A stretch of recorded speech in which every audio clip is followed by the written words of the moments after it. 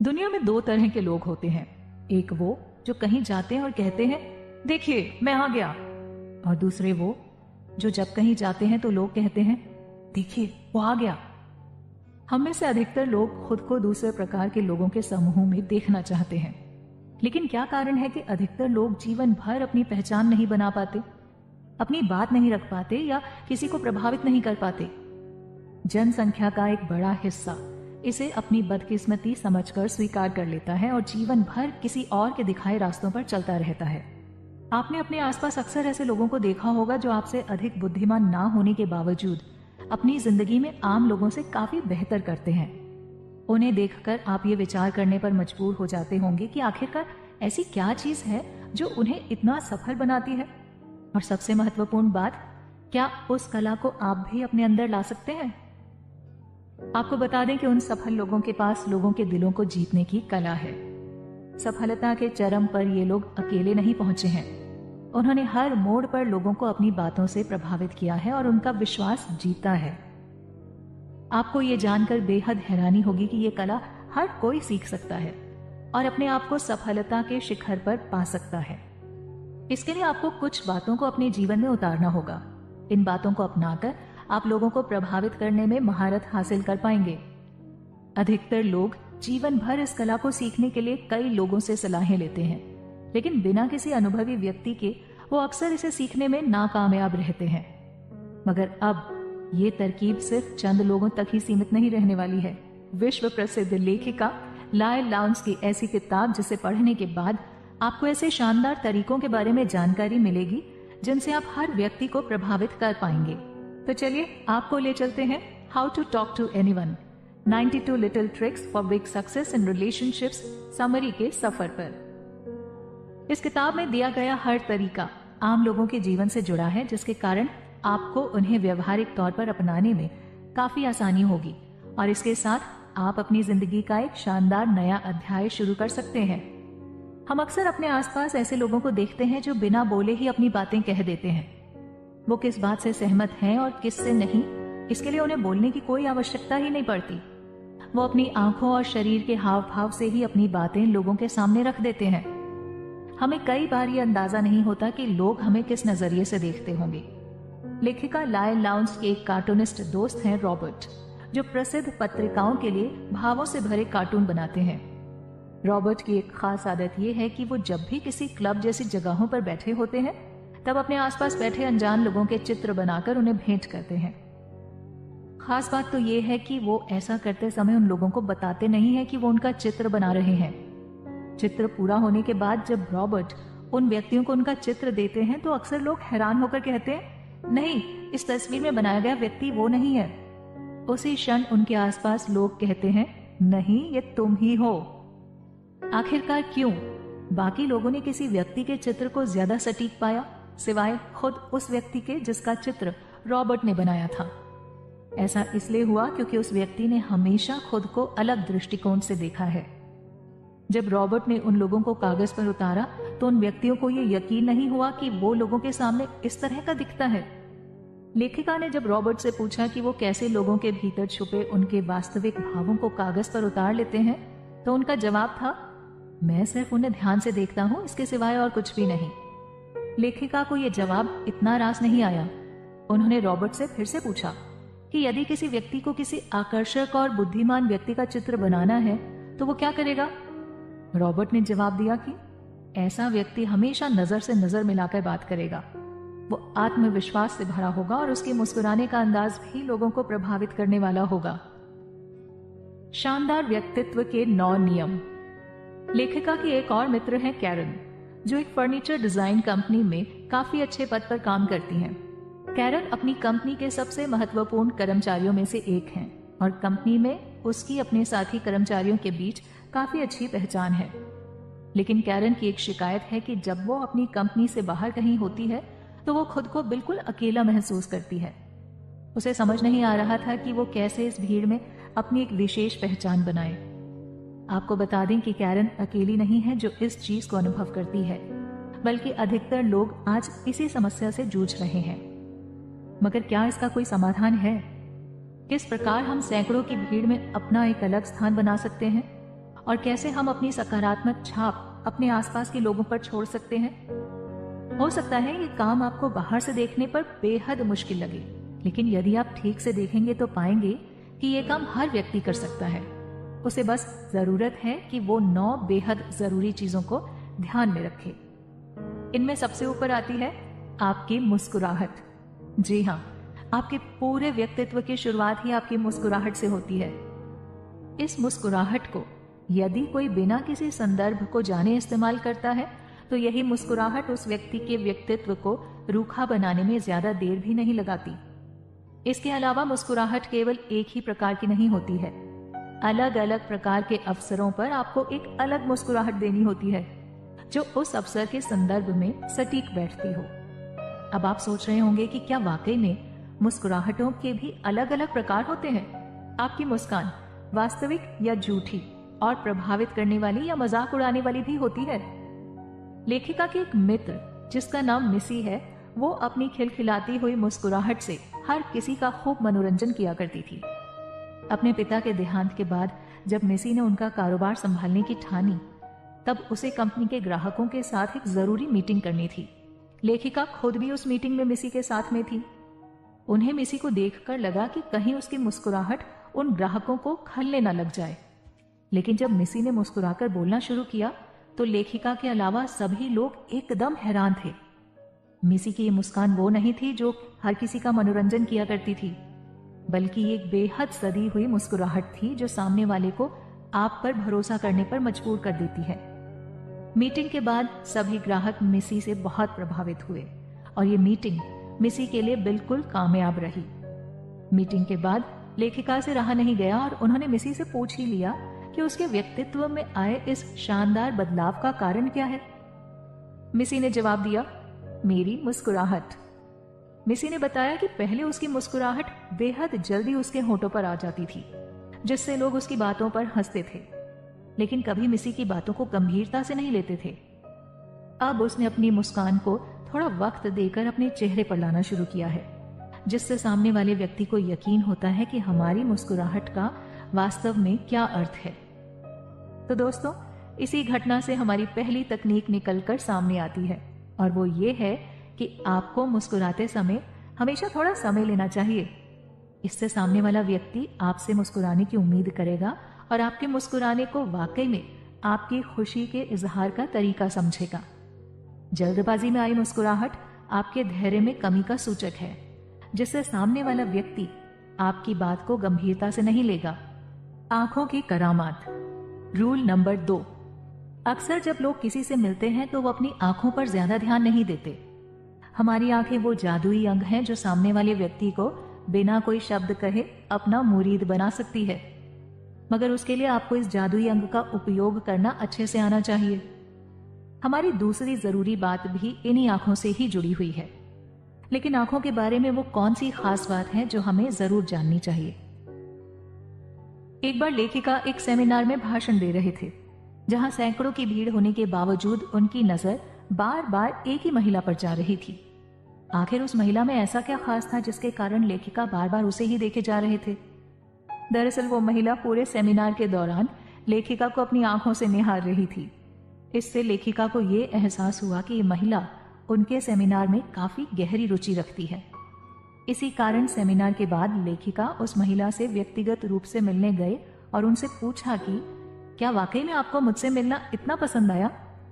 तब उस महिला ने जवाब दिया, दरअसल मुझे आपकी अधिकतर बातें बिल्कुल भी समझ में नहीं आई, क्योंकि आप हर वक्त इधर से उधर चल रहे थे।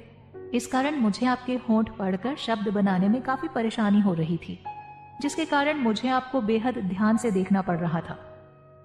लेखिका को इस बात से बहुत हैरानी हुई। जो महिला सुन नहीं सकती, यदि वो भी उन्हें ध्यानपूर्वक देखती है तो ऐसा प्रतीत होता है जैसे वो सामने वालों की बातों में बेहद दिलचस्पी ले रही है। नजरें मिलाना हमारे समाज में अक्सर आंखें दिखाने के बराबर माना जाता है।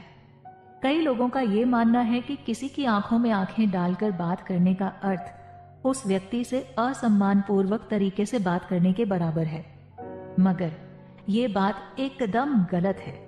बल्कि किसी से नजरें मिलाकर बात करने से हमारी बात ज्यादा प्रभावी होती है। ये बात कई विश्वविद्यालयों के शोध में भी साबित हो चुकी है।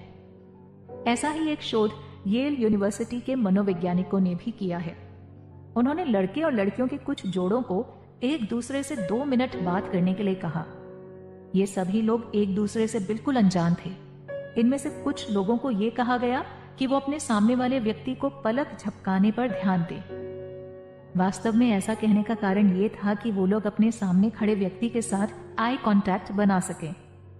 जब ये रिसर्च पूरी हुई तब मनोवैज्ञानिकों ने पाया कि जिन लोगों ने अपने सामने खड़े व्यक्ति की आंखों में देखकर बात की थी, वो अपने सामने खड़े व्यक्ति को प्रभावित करने में ज्यादा सफल हुए।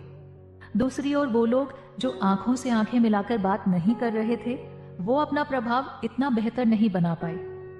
तो दोस्तों, यहीं से हमारी दूसरी तकनीक निकल कर आती है, जो ये है कि जब भी आप किसी व्यक्ति से बात करें तो उससे नजरें मिलाकर ही बात करें।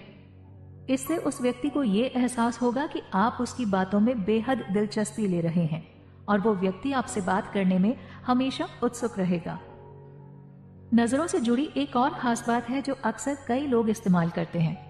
वो ये है कि कई बार हम समूह में खड़े उस व्यक्ति पर ध्यान नहीं देते जो बोल रहा होता है, बल्कि हम उस व्यक्ति पर ध्यान देते हैं जिसमें हमें दिलचस्पी होती है। इस कारण वो व्यक्ति ये सोचने पर मजबूर हो जाता है कि आखिरकार ये व्यक्ति बोलने वाले व्यक्ति को छोड़कर मेरी ओर क्यों देख रहा है। इसी से उसको ये अंदाजा भी हो जाता है कि इस व्यक्ति को शायद मुझ में दिलचस्पी है।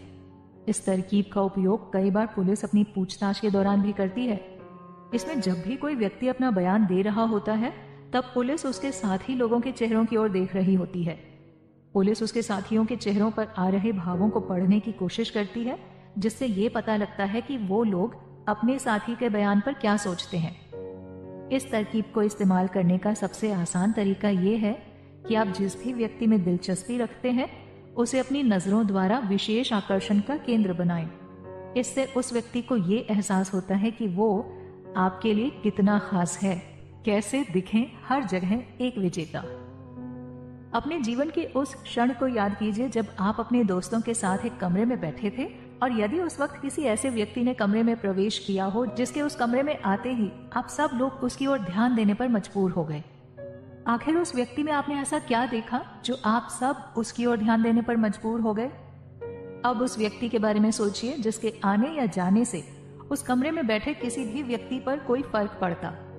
अब बताइए कि आपने उस व्यक्ति के भीतर ऐसा क्या देखा जो उसके आने या जाने पर भी आपको कोई फर्क नहीं पड़ा। ये बात बहुत सोचने लायक है कि कुछ लोग बहुत जल्दी दूसरे लोगों को प्रभावित कर देते हैं। इस दुनिया के बड़े बड़े नेताओं को यदि हम देखें तो हम पाएंगे कि वो सब एक विशेष तरह के गुण अपने अंदर रखते हैं। वो गुण है उनके खड़े होने और चलने का तरीका। उनके खड़े होने में आपको आत्मविश्वास की एक बड़ी सुनामी सी आती हुई नजर आएगी। इसी आत्मविश्वास की लहर में वो बाकी लोगों को अपने साथ बहाकर ले जाते हैं। लेखिका अपने बचपन में अपनी माँ के साथ एक बार सर्कस देखने गए थे। वहां उन्होंने देखा कि एक लड़कों और लड़कियों का समूह है जो पिरामिड बनाने की तैयारी कर रहा है। उसी क्षण लेखिका की माँ ने लेखिका को बताया कि यह दुनिया का पहला ऐसा समूह है जो बिना किसी सुरक्षा जाली के पिरामिड बनाता है। लेखिका ने सर्कस के उन सभी खिलाड़ियों के भीतर एक बात समान पाई और वो थी उनके चलने और खड़े होने का अंदाज। उन सभी खिलाड़ियों को अपने ऊपर पूरा भरोसा था और उनकी चाल में आत्मविश्वास की झलक भी साफ देखने को मिल रही थी। यहां से लेखिका को समझ आया कि जिस व्यक्ति से हम बात भी नहीं करते, उस व्यक्ति का चलना और खड़े होने का तरीका भी हमें उसके बारे में कितना कुछ बता देता है। अब बात आती है बचपन से जब हमें यह सिखाया गया है कि सीधे खड़े रहना चाहिए, हमेशा सर को सीधा रखना चाहिए, लेकिन इसके बावजूद भी हम में से अधिकतर लोग अब तक इस बात को अपने जीवन में लागू नहीं कर पाए हैं। तो अब ऐसा क्या किया जाए जिससे हम इस बात को अपने दैनिक जीवन में लागू कर पाएं? इसके लिए आपको यह जानना बहुत जरूरी है कि सीधा खड़ा रहना और अपने सर को आत्मविश्वास से सीधा रखना एक आदत है, ना कि हर बार ध्यान में रखकर किया जाने वाला एक काम।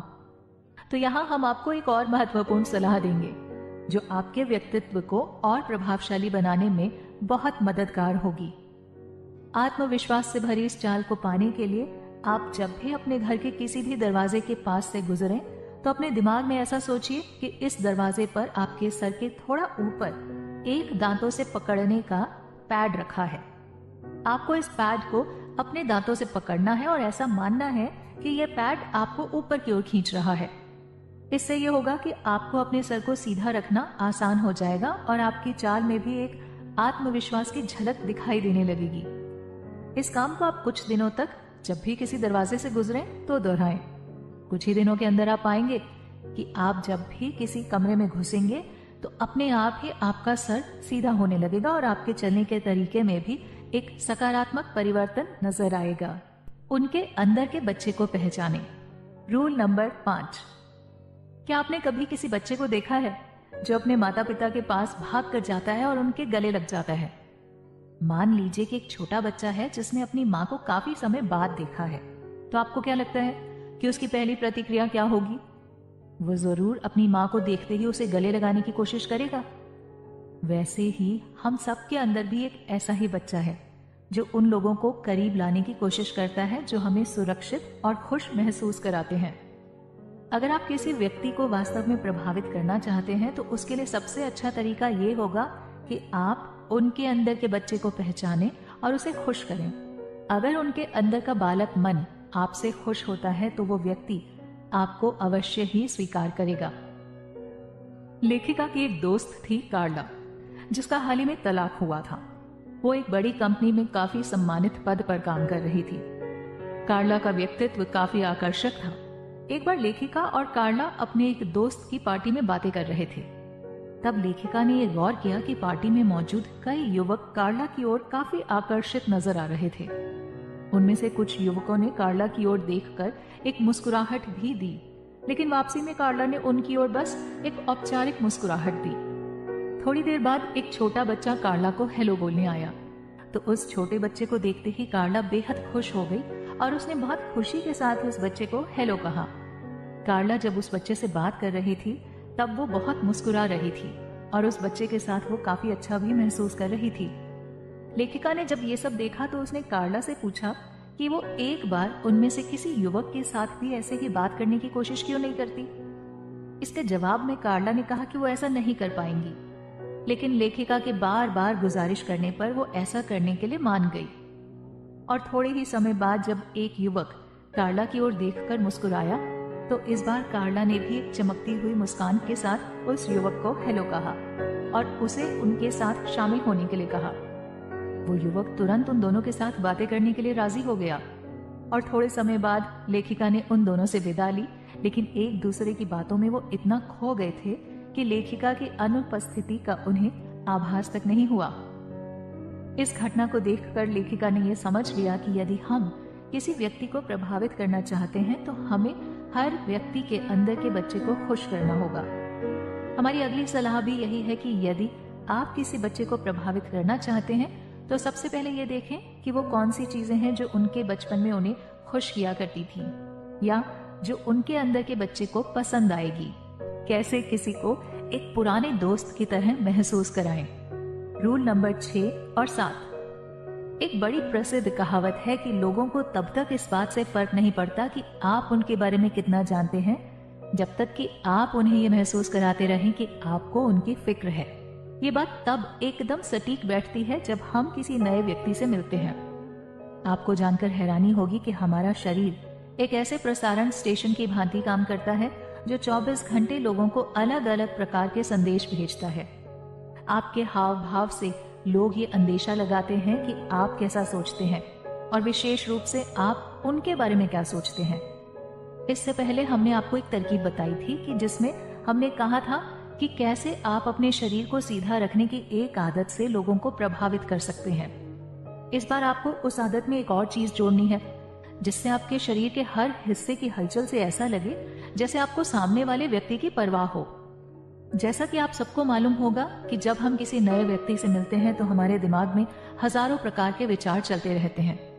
इसके चलते हम ठीक तरह से ये सोच नहीं पाते कि हमारा कौन सा व्यवहार सामने वाले व्यक्ति को अच्छा लगेगा और कौन सा खराब। इसी कारण जब हम किसी व्यक्ति से मिलते हैं तो सबसे पहले हमें हड़बड़ाहट से बिल्कुल बचना चाहिए ताकि हम ऐसी कोई भी हरकत करने से बच सकें जो सामने वाले व्यक्ति को हमारे बारे में कुछ खराब सोचने के लिए प्रोत्साहित करे। वहीं कुछ लोग ऐसे भी होते हैं जिनके साथ हम बेहद सहज होते हैं। वो लोग हमारे सबसे करीबी मित्र होते हैं। हम जब अपने किसी करीबी दोस्त से मिलते हैं तो हमें बिल्कुल भी घबराहट महसूस नहीं होती।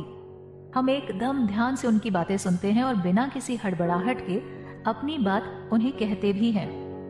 इसके अलावा हमारा शरीर और दिमाग पूरी तरह से उनके साथ होता है। यहीं से हमारी अगली सलाह निकलती है, जो ये कहती है कि जब भी आप किसी नए व्यक्ति से मिले तो अपने मन में ये मानकर चले कि वो व्यक्ति आपका एक पुराना दोस्त है। वो पुराना दोस्त जो अब कई सालों बाद आपको मिला है। इससे आपके अंदर की सारी हड़बड़ाहट अपने आप ही दूर हो जाएगी। इसके अलावा आपका उस व्यक्ति के प्रति व्यवहार भी पूरी तरह से बदल जाएगा, जो उस व्यक्ति को अवश्य ही बहुत पसंद आएगा, क्योंकि वो व्यक्ति भी आपसे पहली बार मिल रहा है। इसी कारण से उसके मन में भी यह ख्याल आता होगा कि उसे कितना और क्या बोलना चाहिए।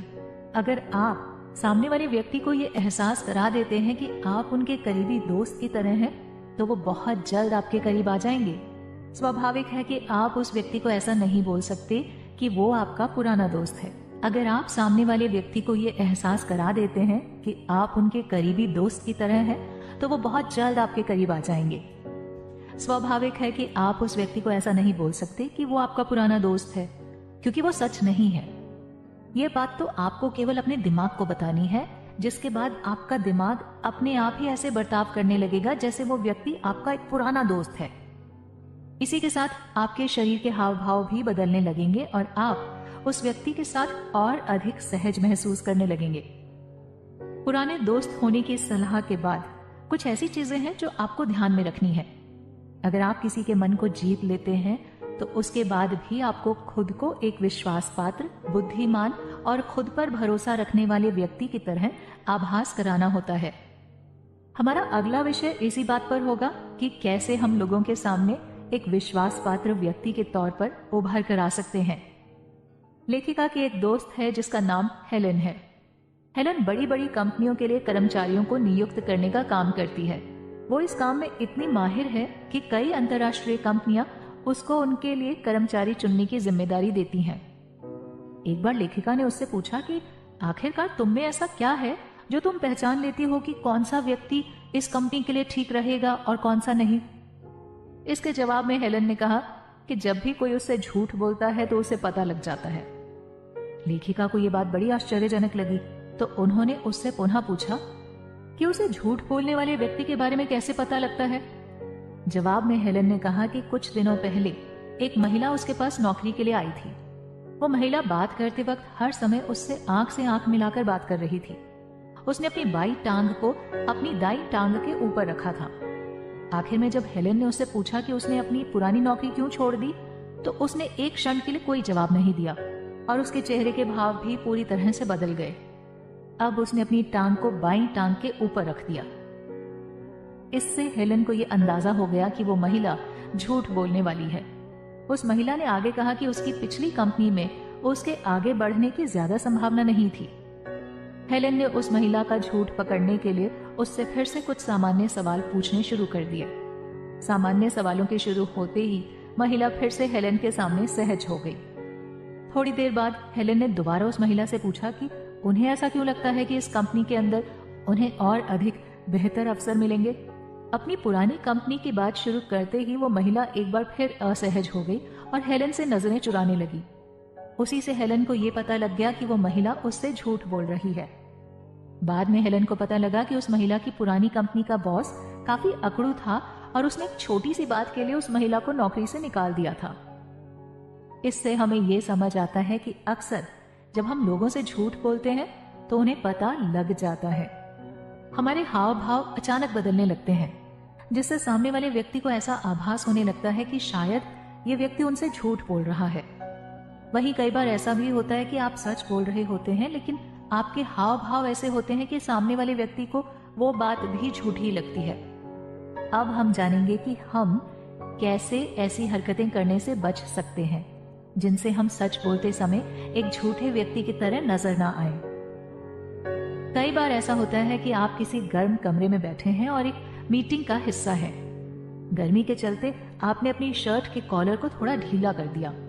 अब भले ही इस बात के पीछे कारण कमरे की गर्मी थी, लेकिन सामने वाले व्यक्ति को ये लगेगा कि शायद आप मीटिंग की किसी बात के कारण असहज महसूस कर रहे हैं। इसके अलावा कई बार ऐसा भी होता है कि किसी जगह पर अधिक धूल होने के कारण आप बार बार अपनी आंखें झपकाते रहें। इसका कारण चाहे जो भी हो, ऐसा करने से भी सामने वाले व्यक्ति को ऐसा ही लगेगा कि शायद आप उनसे कुछ छुपा रहे हैं। इसके अलावा ऐसा भी होता है कि किसी से बात करते वक्त हमें चेहरे या नाक पर हल्की खुजली होने लगती है। स्वाभाविक तौर पर हमारी प्रतिक्रिया होती है कि हम उस जगह को अपने हाथ से खुजाते हैं। सुनने में ये बेहद सामान्य सी बात लग सकती है, लेकिन जब आप किसी जरूरी मीटिंग का हिस्सा हो और उस वक्त आप ऐसा कुछ करते हैं तो इससे शायद सामने वाले व्यक्ति को आपको नापसंद करने का एक मौका मिल सकता है। इसी बात से निकलती है हमारी अगली सलाह, जिसमें हम ये कहते हैं कि आप जब भी किसी व्यक्ति से बात करें तो अनावश्यक रूप से अपने चेहरे या शरीर के किसी भी अंग को बार बार ना छुएं, अपनी पलकें बार बार ना झपकाएं और अपने पैरों को भी एक दूसरे पर बार बार ना चढ़ाएं। ने लोगों के मन की बात। Rule number 8। सन 1900 के आसपास जर्मनी का एक घोड़ा जिसका नाम हैंस था, दुनिया भर में अपनी बुद्धिमत्ता के लिए प्रसिद्ध हो रहा था। जब हैंस छोटा था तब उसके मालिक ने उसे छोटे छोटे अंकों की गिनती करना सिखाया। सही जवाब देने के लिए हैंस अपने पांव से टप की आवाज करता था। उस सवाल का जितना जवाब होता था वो उतनी बार अपने पैर से टप की आवाज करता। इस बुद्धिमान घोड़े की खबर धीरे धीरे पूरे यूरोप में फैल गई। इस दौरान हैंस के मालिक ने उसे जोड़ के अलावा गुणा, भाग और साथ ही कुछ शब्द सिखाने भी शुरू कर दिए।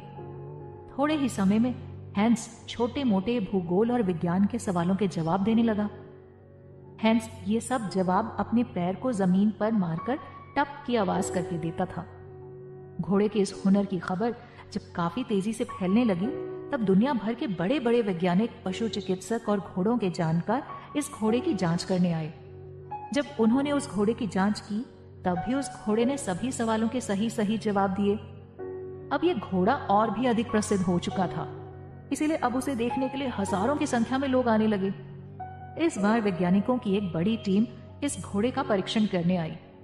वैज्ञानिकों के परीक्षण को देखने के लिए काफी बड़ी संख्या में दर्शक आए।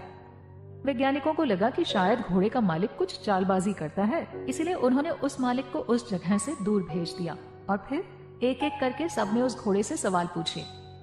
आश्चर्य की बात तो ये थी कि घोड़े ने हर एक सवाल का एकदम सही सही उत्तर दिया, मगर इसके बावजूद लोग संतुष्ट नहीं हुए। तभी उनमें से एक व्यक्ति उठा और घोड़े के कान में जाकर धीरे से एक सवाल पूछा जिसे और कोई नहीं सुन पाया। सभी लोग जवाब का इंतजार करने लगे, लेकिन इस बार वो घोड़ा अपनी जगह पर चुपचाप खड़ा रहा। इसके बाद एक दूसरे वैज्ञानिक ने घोड़े के कान में सवाल पूछा, लेकिन घोड़ा इस बार भी चुपचाप खड़ा रहा। सभी परीक्षण करने के बाद वैज्ञानिकों ने यह निष्कर्ष निकाला कि जब भी उस घोड़े से कोई सवाल पूछा जाता था तब दरअसल वो घोड़ा अपने सामने खड़े व्यक्तियों को देखा करता था। सही जवाब के पास पहुंचने पर लोगों के हाव भाव बदलने लगते थे और सही जवाब देने पर उनके हाव भाव अलग हो जाते थे। लोगों के इन बदलते हाव भाव को पढ़कर ही वो घोड़ा हर बार सही जवाब देता था। तो देखा आपने कि कैसे एक घोड़ा लोगों के मन की बात जान सकता है। आप भी इसी तरह लोगों के हाव भाव को क्यों नहीं जान सकते कि कब कोई आपके सामने सच बोल रहा है और कब झूठ। कई बार ऐसा हुआ होगा कि आप टीवी देख रहे हैं और आपके साथ बैठे व्यक्ति के पास कोई फोन आता है, तब आप तुरंत टीवी की आवाज बंद कर देते हैं ताकि साथ वाला व्यक्ति आराम से बात कर सके। जब टीवी की आवाज बंद होती है तब आपका पूरा ध्यान स्क्रीन पर दिख रहे कलाकारों के हाव भाव पर होता है। आप उनके बोलने के तरीके से ये जानने की कोशिश करते हैं कि वो किस बारे में बात कर रहे हैं। ठीक ऐसे ही आपको लोगों के हाव भाव को भी जानना है कि क्या लोग आपकी बात सुनकर मुस्कुरा रहे हैं, क्या वो हाँ में सर हिला रहे हैं, क्या वो एकदम सहज हैं और क्या वो आपकी ओर ना देखकर दूसरी ओर देख रहे हैं। यही से निकलती है हमारी एक और सलाह जो ये कहती है कि जब भी आप किसी व्यक्ति से बात कर रहे हो तो हमेशा उस व्यक्ति पर भी एक नजर डालें। जो बात आप उससे कर रहे हैं क्या वो उसे प्रभावित कर रही है या नहीं। यदि आप ध्यान से देखेंगे तो आप ये आसानी से जान पाएंगे कि आपकी बातें उन्हें पसंद आ रही हैं या नहीं। यदि आपको ऐसा प्रतीत होता है कि आपकी बातें शायद उन्हें पसंद नहीं आ रही हैं, तो उसी क्षण कुछ और बातें करने की सोचें। इस तरह से आप खुद को ऐसी बात करने से बचा सकते हैं जो सामने वाले व्यक्ति को आपसे दूरी बनाने के लिए मजबूर कर सकती है। महसूस करें। Rule number 9।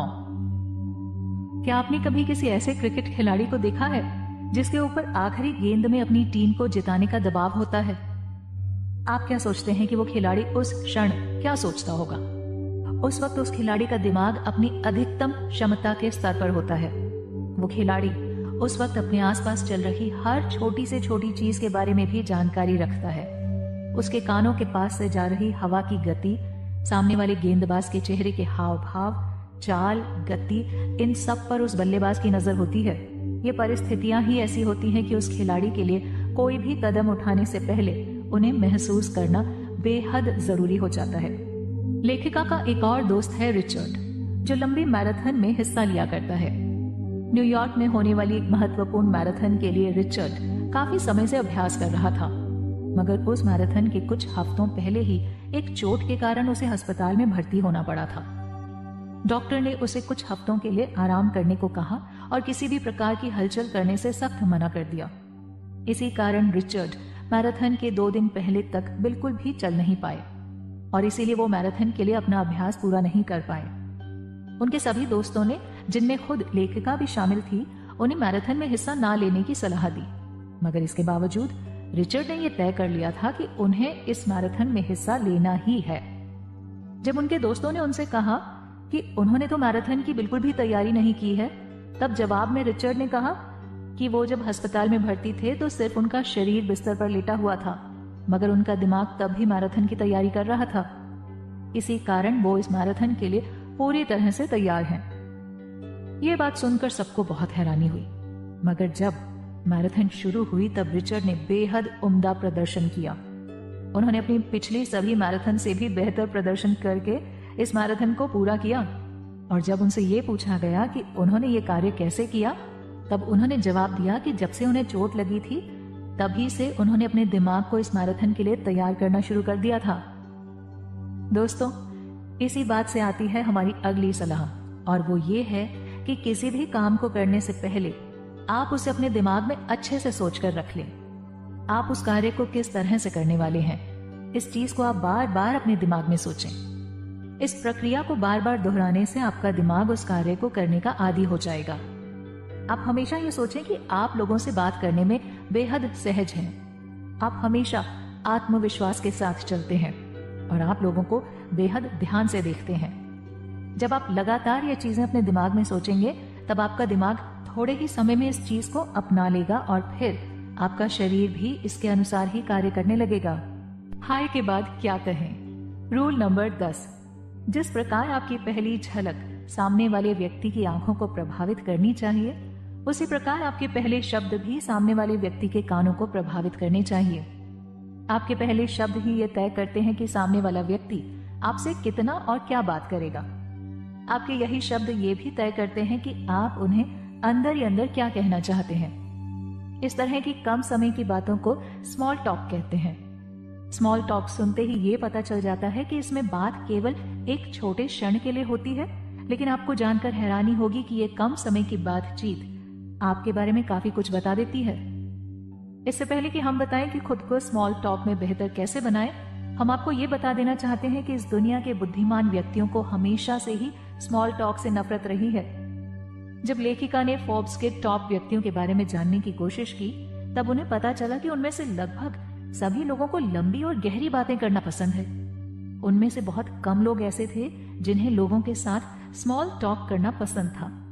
मगर हम आपको बता दें कि स्मॉल टॉक का अर्थ वास्तव में ये नहीं है कि आप किसी व्यक्ति से थोड़े समय के लिए बात करें और फिर उसे भूल जाएं, बल्कि इसका वास्तविक अर्थ ये है कि हम किसी व्यक्ति से शुरुआती समय में बात करके उससे आगे की बातचीत जारी रख सकें। लेखिका जब अपनी किशोरावस्था में थी, तब अपने कॉलेज के एक बड़े उत्सव में डांस के लिए उन्हें एक पुरुष साथी चाहिए था।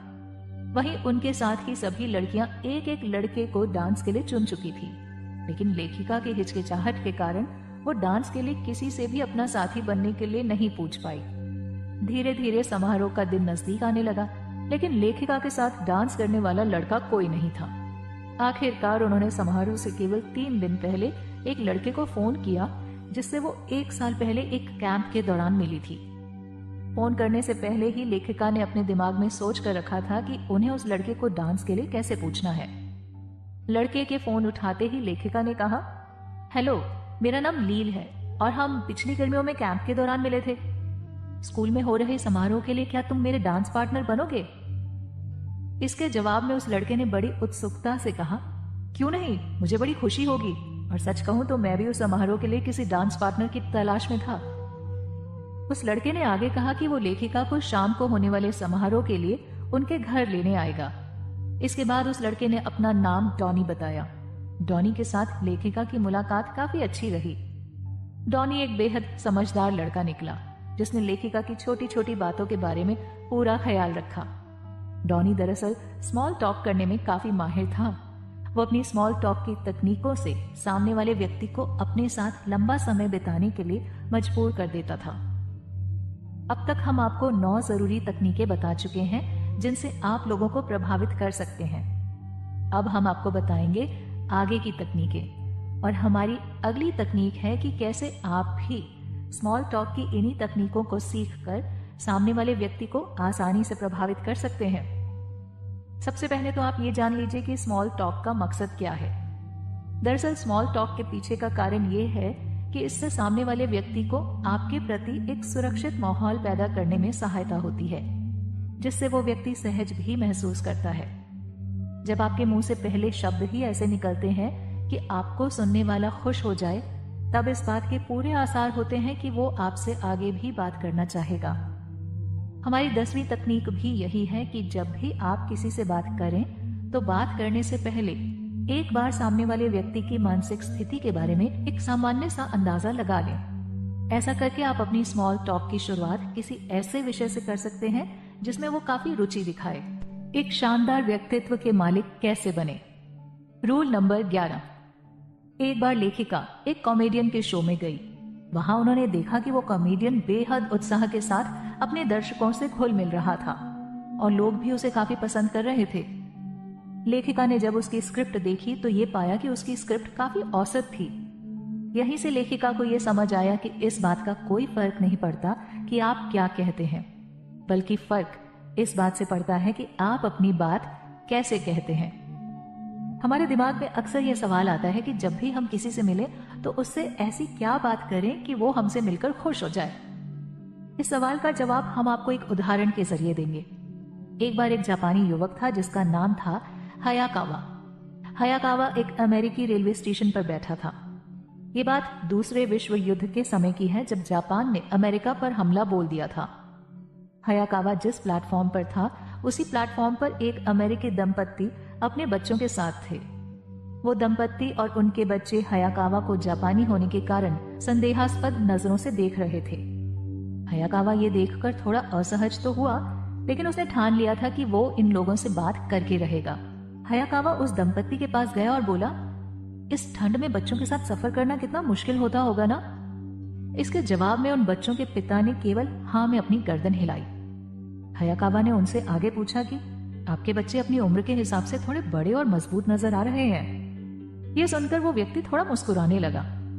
हयाकावा ने थोड़ी देर और इस प्रकार की बातें जारी रखी। थोड़ी देर बाद जब माहौल थोड़ा सामान्य हुआ, तब उस अमेरिकी व्यक्ति ने हयाकावा से पूछा कि तुम्हें क्या लगता है, क्या जापानी सेना अमेरिका को युद्ध में हरा देगी? जवाब में हयाकावा ने कहा कि मुझे समझ नहीं आता कि जापानी सेना बिना किसी संसाधन के कैसे एक ताकतवर औद्योगिक राष्ट्र अमेरिका को हरा सकता है। उस व्यक्ति ने कहा, मुझे उम्मीद है कि इस समय तुम्हारे घर का कोई व्यक्ति जापान में मौजूद नहीं है।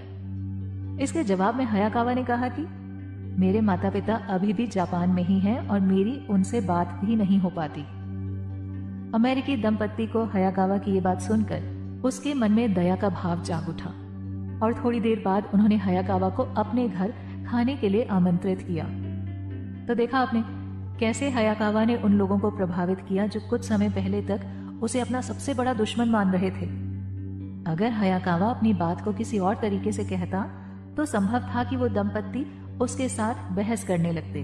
इसी घटना से मिलती है हमें हमारी 11वीं तकनीक, जो ये कहती है कि जब हम किसी भी व्यक्ति से बात करें तो हमें पूरे उल्लास के साथ बात करनी चाहिए। इसके अलावा हमें इस बात पर भी ज्यादा ध्यान नहीं देना चाहिए कि हम क्या बात करने वाले हैं, क्योंकि 80% से भी अधिक बार फर्क सिर्फ इस बात का पड़ता है कि आप बात कैसे करते हैं। लोगों को बात करने के लिए कैसे आकर्षित करें। रूल नंबर 12, 13 और 14। आपने पार्टियों में अक्सर ऐसा देखा होगा कि कुछ लोग ऐसे दिखते हैं जिससे आप उनसे बात करने के लिए उत्सुक हो जाते हैं। उन व्यक्तियों के पहनावे को लेकर आप उनसे सवाल किए बिना नहीं रह पाते। हमारी अगली तकनीक भी कुछ ऐसी ही है। इस तकनीक का नाम है वो क्या है। सुनने में आपको ये थोड़ा अजीब लग सकता है, लेकिन हम आपको बता दें कि ये तकनीक हमेशा काम करती है। तो आइए जानते हैं वो क्या है तकनीक के बारे में। लेखिका कई बार जब पार्टियों में जाती हैं तो लोग उनसे अक्सर उनके गोल चश्मे के बारे में पूछते हैं। लोग उनसे ये सवाल पूछते हैं कि ये चश्मा उन्होंने कहाँ से लिया और इस डिजाइन का सुझाव उनको कहाँ से मिला। इस प्रकार आपको भी हमेशा कुछ ऐसा पहनना चाहिए जिससे लोग आपसे उस बारे में पूछने के लिए मजबूर हो जाएं। मान लीजिए कि आपने एक अच्छी गोल्फ टी शर्ट पहनी है और इससे दरअसल आप सामने वाले व्यक्ति को एक मौका देते हैं कि वो आपसे आकर पूछे कि आपकी शर्ट अच्छी है, क्या आप गोल्फ खेलते हैं। इस तरह से आप ऐसे व्यक्तियों को आकर्षित कर सकते हैं जो गोल्फ खेलते हैं या जिन्हें गोल्फ में दिलचस्पी है। तो जिस भी व्यक्ति को आप प्रभावित करना चाहते हैं, आप उसका ध्यान आकर्षित करने वाले कपड़े पहने। ऊपर दिए गए उदाहरण में जब आप बात गोल्फ खेलने से शुरू करेंगे तब अवश्य ही आप ये भी बात करेंगे कि क्या वो भी गोल्फ खेलते हैं या उन्होंने कौन से गोल्फ कोर्स में ये खेल खेला है या उनके खेल की तकनीक क्या है। यहीं से आप एक नए व्यक्ति को अपना दोस्त बना पाएंगे। कई बार ऐसा होता है कि आप जिन लोगों से बात करना चाहते हैं वो लोग आपसे बात नहीं करते, मगर वो लोग आपसे बात कर रहे हैं जिनमें आपको कोई विशेष रुचि नहीं है। इसके लिए जो तकनीक इस्तेमाल की जाती है वही हमारी अगली सलाह होगी। अगर आपका कोई परिचित व्यक्ति जो आपके पसंद के व्यक्ति को जानता हो तो आप उनसे कहिए कि वो आपकी उस व्यक्ति से पहचान कराएं। इसे वो कौन है तकनीक कहा जाता है, जिसमें आप किसी जान पहचान के व्यक्ति के जरिए अपनी पसंद के व्यक्ति से मुलाकात करते हैं। उसके बाद आप वो क्या है तकनीक का इस्तेमाल करके उस व्यक्ति से अपनी बातचीत को आगे बढ़ा सकते हैं। क्या हो यदि आप जिस व्यक्ति से बात करना चाहते हैं वो किसी समूह के बीच में हो। इसके अलावा उस व्यक्ति ने कुछ ऐसा विशेष भी ना पहना हो जिससे आप वो क्या है तकनीक का इस्तेमाल कर सकें। वहीं आपके आसपास कोई ऐसा व्यक्ति भी ना हो जो आपके साथ साथ उस व्यक्ति को भी जानता हो। ऐसी स्थिति में आप वो कौन है तकनीक का इस्तेमाल नहीं कर पाएंगे। तो अब आप कैसे उस व्यक्ति के पास जाकर उससे बात करेंगे और अपनी बातचीत को आगे बढ़ाएंगे। इस स्थिति में आती है हमारी तकनीक नंबर 14, जिसका नाम है बातों की जासूसी करना। आप सोच रहे होंगे भला इस तरह किसी समूह की बातें सुनना कौन सी तकनीक हो सकती है, लेकिन आपको ये जानकर हैरानी होगी कि ये तकनीक बेहद ही कारगर है और ये आपके तब काम आएगी जब आपके पास आपकी रुचि के व्यक्ति से बात करने का कोई भी तरीका नहीं होगा। इस तकनीक में आपको जिस भी समूह में आपकी रुचि का व्यक्ति खड़ा है उस समूह के पास जाकर चुपचाप खड़े हो जाना है।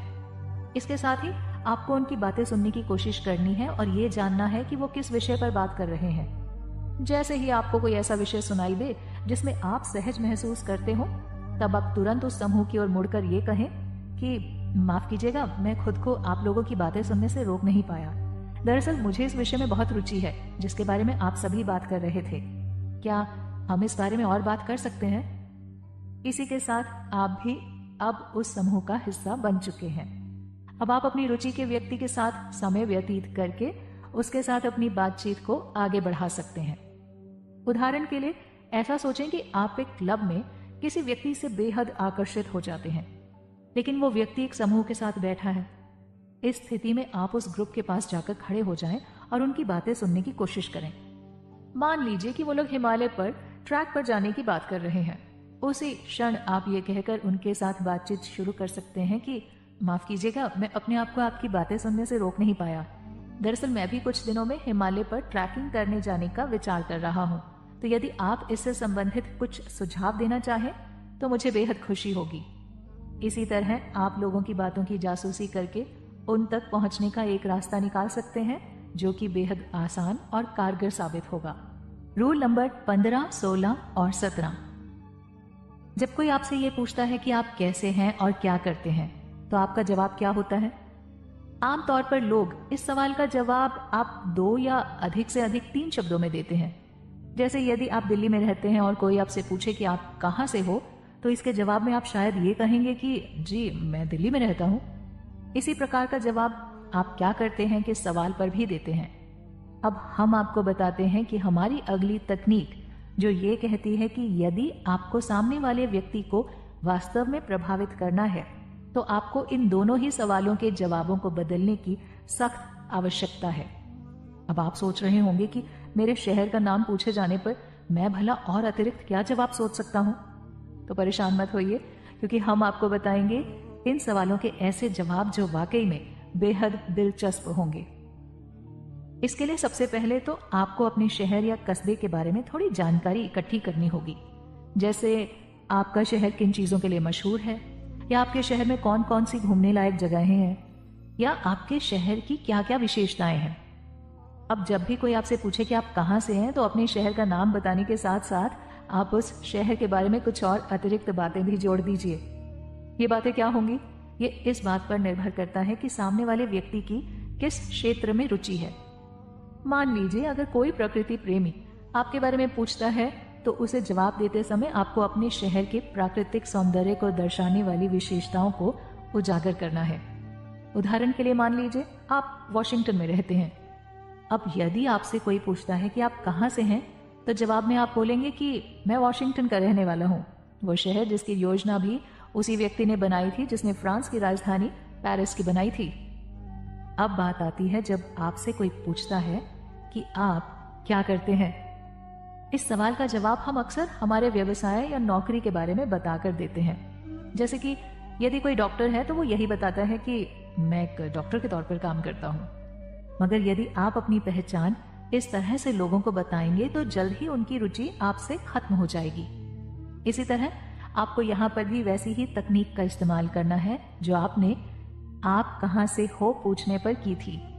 यहीं से सामने आती है हमारी अगली तकनीक, जो ये कहती है कि जब भी आपसे कोई ये पूछे कि आप क्या करते हैं, तो इसका जवाब सीधे सीधे देने के बजाय आप इसमें अपने कार्य के बारे में कुछ दिलचस्प बातों को जोड़ दीजिए। इससे ऐसा होगा कि सामने वाले व्यक्ति को उन बातों से आपके बारे में और रुचि पैदा होगी। इसके साथ ही वो आपसे बात करने के लिए उत्सुक रहेंगे, लेकिन इसका मतलब ये भी नहीं कि आप उसे अपने काम के बारे में साधारण बातें बताएं। जैसे कि आप एक डॉक्टर हैं, तो सामने वाले व्यक्ति को ये ना बताएं कि डॉक्टर का काम क्या होता है, बल्कि उसे अपने काम के कुछ ऐसे किस्से बताएं जो आपको लगता है कि ज्यादातर लोगों ने नहीं सुने होंगे। अपनी पहचान कराने के इन तरीकों का इस्तेमाल आप ना केवल अपनी पहचान कराने के दौरान करें, बल्कि जब कभी आप किसी और की पहचान अपने किसी मित्र से करवाएं, तब उनकी पहचान भी इन्हीं 2 तकनीकों के आधार पर करवाएं। मान लीजिए कि आपका एक चित्रकार दोस्त है जिसे आपको अपने दूसरे दोस्त से मिलवाना है जो कि एक गायक है। जब आप उन दोनों को मिलवाएंगे, तब आप उन दोनों को एक दूसरे का नाम बताने के साथ साथ वो कहाँ रहते हैं और उनके काम के विषय में कुछ दिलचस्प बातें भी बताएंगे।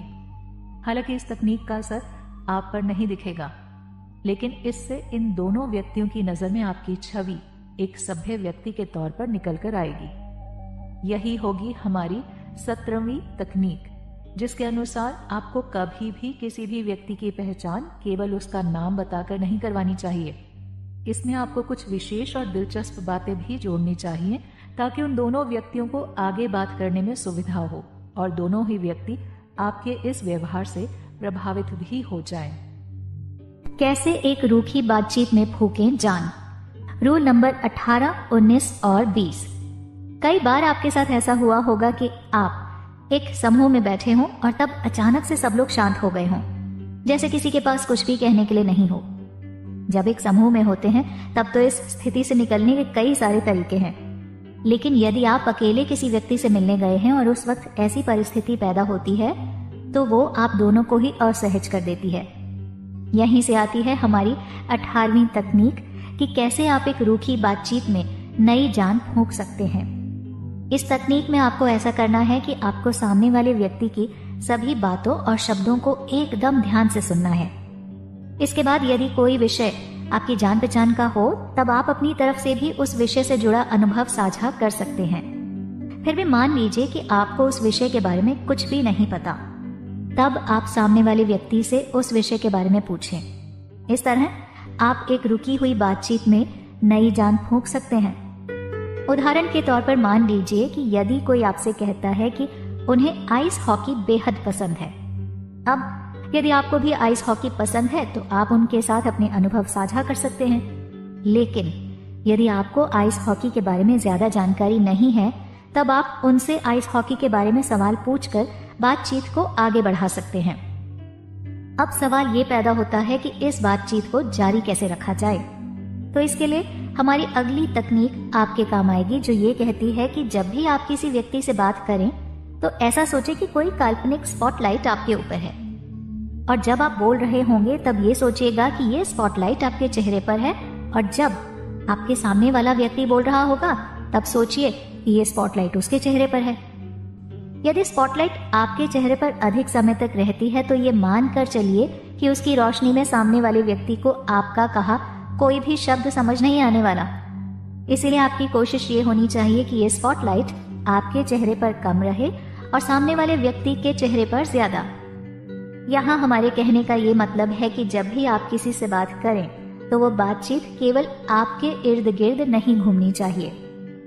इन सभी तकनीकों का इस्तेमाल करने के बावजूद हमें अब तक इस सवाल का जवाब नहीं मिला है कि हम किसी से बातचीत को आगे कैसे बढ़ाएं। आपको ये जानकर हैरानी होगी कि लगभग हर व्यक्ति को ये समस्या कभी न कभी देखने को मिलती है। कई बार हमारी मानसिक स्थिति ऐसी नहीं होती कि हम उसी वक्त कोई नई बात निकालकर उस व्यक्ति को बताएं। ऐसी स्थिति में ये प्रयास बिल्कुल न करें कि आपको कोई बात करनी जरूरी है। इसके बजाय आप ये जिम्मेदारी सामने वाले व्यक्ति को सौंप दीजिए। यही है हमारी 20वीं तकनीक, जो ये कहती है कि जब भी आप कोई नई बात ना सोच पा रहे हो तो सामने वाले व्यक्ति द्वारा की गई आखिरी बात को दोहराएं और उसके बारे में उनसे कुछ बात करें। इस तरह से आप अपनी बातचीत को भी आगे जारी रख पाएंगे। एक खुशनुमा बातचीत का माहौल कैसे बनाएं? रूल नंबर 21, 22 और 23। आपके साथ कई बार ऐसा होता होगा कि आपके द्वारा बताई गई किसी बात को लोग आपसे बार बार सुनना चाहते हो, या आपको किसी व्यक्ति की बताई बात सुनने का दिल करता हो। ये एक बेहद शानदार तकनीक होती है जिससे आप एक ही बात को दोबारा कहकर भी सामने वाले व्यक्ति को बेहद प्रभावित कर सकते हैं। इससे आपकी बातचीत का माहौल भी बेहद खुशनुमा बन सकता है। इस तकनीक का इस्तेमाल करने के लिए आपको अपनी कोई ऐसी पुरानी बात सामने वाले व्यक्ति से करनी होगी जिसमें आपके जीवन का कोई खास क्षण शामिल हो।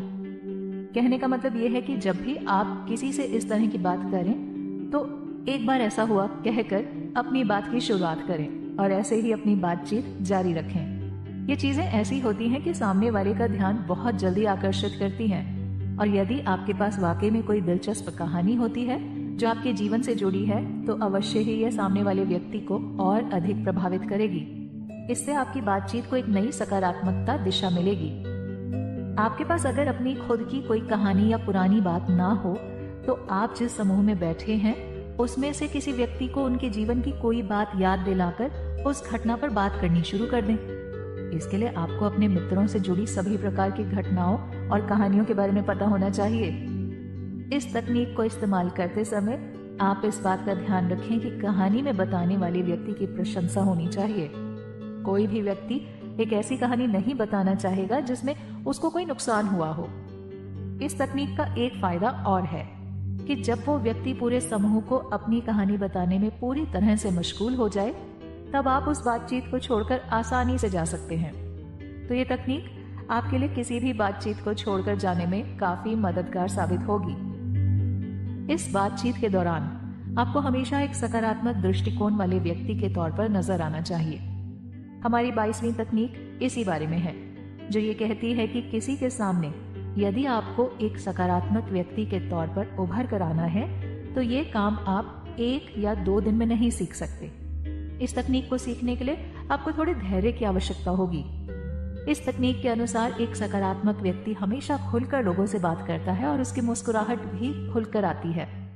इससे सामने वाले व्यक्ति को इस बात का पता लगने लगता है कि आप एक सकारात्मक दृष्टिकोण रखने वाले व्यक्ति हैं। आपके साथ कई बार ऐसा हुआ होगा जब आप कोई नई और दिलचस्प बात नहीं सोच पाते। ऐसी स्थिति में आपका ये जानना बेहद आवश्यक है कि कैसे आप हर वक्त कुछ ऐसा बोलें जो सामने वाले व्यक्ति को दिलचस्प लगे। हमारी अगली तकनीक इसी बारे में है, जिसके अनुसार आपको बस इतना करना है कि आपको हर दिन की नवीनतम खबरों के बारे में एक साधारण सी जानकारी रखनी है। अगर आप ऐसा कुछ नहीं सोच पा रहे हैं जो आपको लगता है कि सामने वाले को पसंद आएगा, तो आप उस दिन की खबर और समाचार को अपनी बात का मुद्दा बना सकते हैं। अक्सर लोग इसी तरह की चर्चाओं में शामिल होना पसंद करते हैं। एक वीआईपी की तरह कैसे बात करें। रूल नंबर 23, 24, 25 और 26। आप लोगों ने एक शब्द जरूर सुना होगा, वीआईपी। जब भी आप ये शब्द सुनते हैं तो आपके दिमाग में एक विचार जरूर आता होगा कि शायद ये व्यक्ति एक बहुत ही ताकतवर पद पर बैठा होगा या फिर इस व्यक्ति के पास बहुत सारा पैसा होगा। वीआईपी का अर्थ होता है वेरी इंपॉर्टेंट पर्सन, यानी कि एक ऐसा व्यक्ति जिसकी महत्वता बहुत अधिक है। मगर महत्वता और ओहदा केवल पैसों से आता है, ऐसा तो किसी ने नहीं कहा। हालांकि हम अक्सर ऐसा देखते हैं कि जो व्यक्ति ऊंचे ओहदे पर बैठे होते हैं वो काफी महत्वपूर्ण भूमिका निभाते हैं और उनके पास पैसे भी अच्छे खासे होते हैं। इसीलिए हम सोचते हैं कि वीआईपी व्यक्ति कोई ऊंचे पद पर बैठा एक पैसे वाला इंसान होगा। मगर असल में वीआईपी व्यक्ति कौन होता है, ये हम आपको बताते हैं। वीआईपी व्यक्ति कोई भी हो सकता है। इन वीआईपी व्यक्तियों की एक खास बात होती है कि उनके बोलने का अंदाज ऐसा होता है कि सामने वाले को ये लगता है कि उनकी महत्वता बहुत अधिक है। हमारी अगली तकनीक कुछ इसी प्रकार की होगी, जिससे आप ये जान सकते हैं कि कैसे आप भी एक वीआईपी की तरह नजर आ सकते हैं। एक वीआईपी की तरह नजर आने के लिए कुछ चीजें ऐसी भी होती हैं जिनको करने से आपको बचना चाहिए। इन चीजों में सबसे ऊपर आता है किसी से ये पूछना कि वो क्या करते हैं। हम में से ज्यादातर लोग जब किसी नए व्यक्ति से मिलते हैं तो हमारा दूसरा या तीसरा सवाल उसके कार्य के बारे में होता है। आपको ये जानकर हैरानी होगी, लेकिन जब भी हमसे कोई हमारी नौकरी के बारे में पूछता है तो हम अक्सर अपने जवाब को लेकर थोड़ा संकोच महसूस करते हैं, क्योंकि हर किसी की नौकरी एक बड़े बैंकर की नहीं होती। इसी कारण हमें यह मानकर चलना चाहिए कि सामने वाला व्यक्ति इस सवाल से असहज हो सकता है। इसीलिए हमें आप क्या करते हैं सवाल को सीधा सीधा पूछने से बचना चाहिए। इससे सामने वाले व्यक्ति को ऐसे लगना चाहिए कि आप उनके साथ बातचीत करना चाहते हैं, वो भी बिना इस बात की परवाह किए कि वो क्या करते हैं। अब यहाँ ये सवाल उठता है कि आप सामने वाले व्यक्ति की नौकरी के बारे में कैसे जान सकते हैं। सामने वाले व्यक्ति के काम के बारे में जानने के लिए आपको उनसे केवल यही पूछना है कि आप अपना अधिकतर समय कैसे बिताते हैं। फिर वो व्यक्ति अपनी सहजता के आधार पर अपने काम के बारे में आपको बताएगा।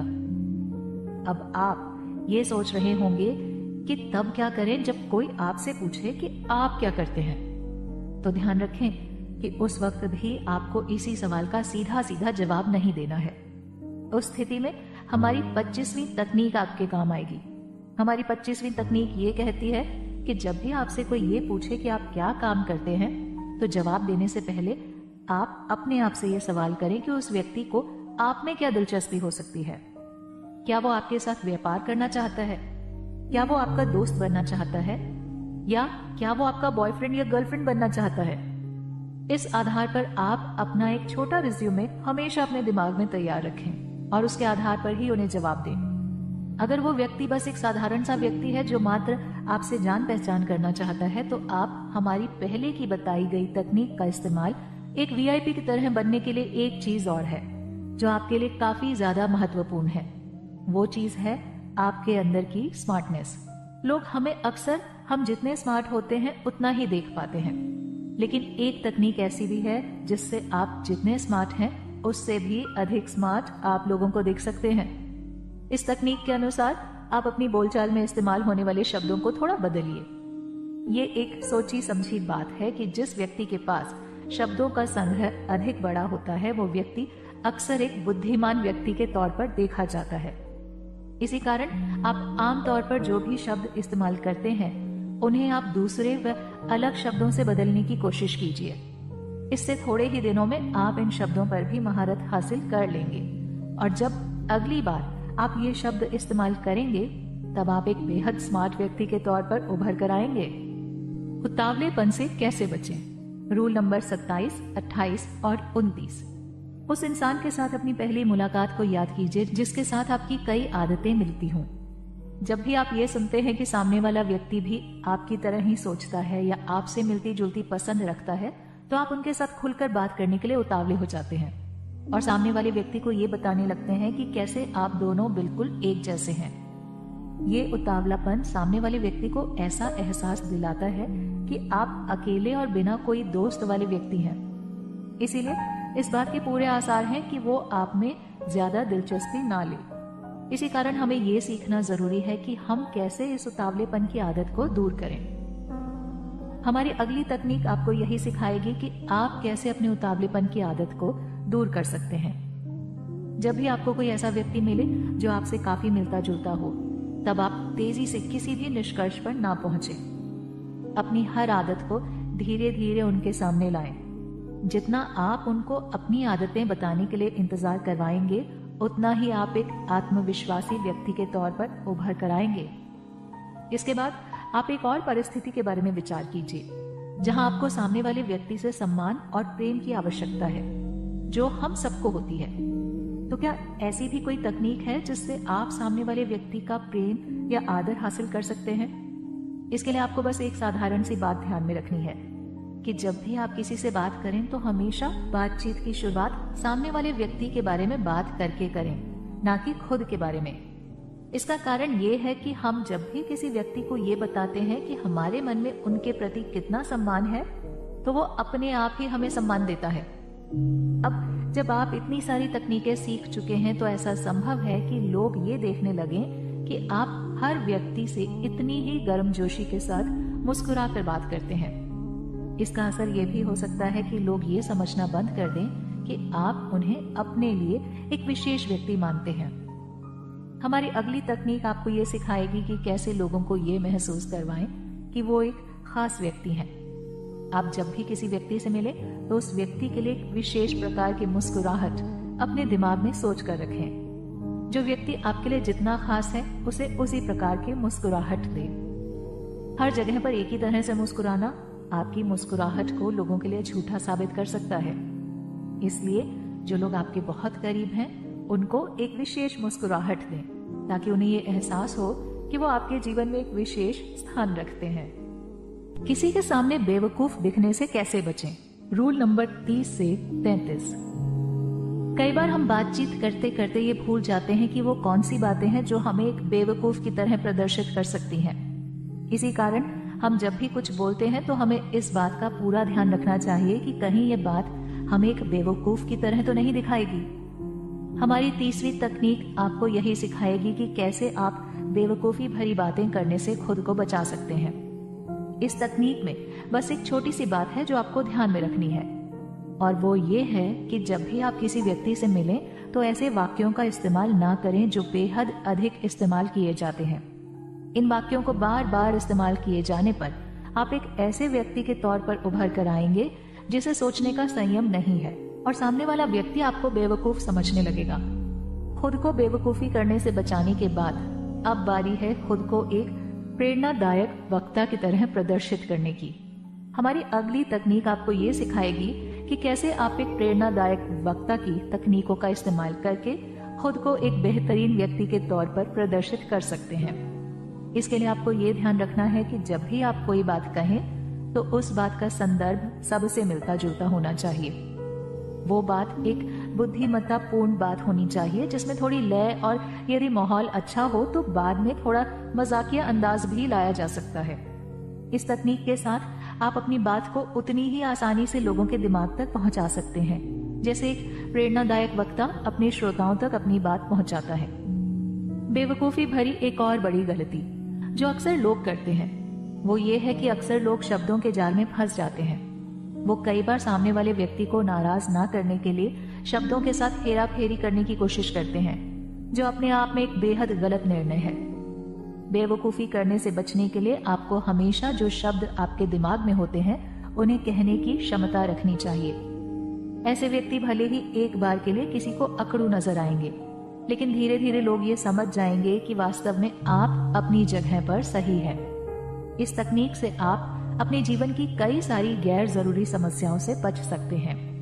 इसके बाद वो बेवकूफी वाली हरकत जो अक्सर थोड़े मजाकिया अंदाज वाले लोग करते हैं। कई बार हमें सामने वाले व्यक्ति के बारे में कुछ ऐसा पता चलता है जो हमारी नजर में काफी मजाकिया होता है। अब कई लोग यहाँ पर ये गलती करते हैं कि वो इस बात पर उस व्यक्ति का मजाक उड़ाने लगते हैं, लेकिन हमारी इस अगली तकनीक के अनुसार आपको कभी भी किसी और का मजाक नहीं उड़ाना चाहिए। यह आपको बहुत भारी पड़ सकता है। गंभीर परिस्थितियों का सामना कैसे करें?